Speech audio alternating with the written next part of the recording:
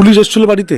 হ্যাঁ, কি এসে কি বললো? এসছে, বলছে আপনার ছেলের নাম প্রকাশ মণ্ডল। হ্যাঁ, তা আপনার ছেলে মারা গেছে, আপনি দেখতে চান? হাসপাতালে আছে, দেখুন। আমি বলছি না, আমি আর দেখতে চাই না, আমি দেখে আর কি করব, আর আমার যাওয়ার শক্তি নেই, আমার গলা শুকিয়ে যাচ্ছে, বলতে পারছি না। হ্যাঁ, তাই বলছে আমার যাওয়ার শক্তি নেই, আমি যাব না, তোমরা ঝাঁকো। বলছে ওর তো আই কার্ড লাগবে।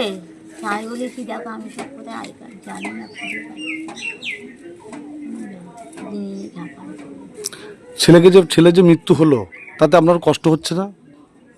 আমার কষ্ট, মার তো কষ্ট হবে, আমি সে কষ্ট দরকার নেই, ও যা কর্ম করেছে তাতেই গেছে, আমার শান্তি। মানে ও যে নাবালিকার সঙ্গে যে হ্যাঁ, অত্যাচার করেছে যা করেছে তাতেই ওর মৃত্যু হয়ে গেছে, ভালোই হয়েছে। আপনারা কি মৃতদেহ আনতে যাবেন?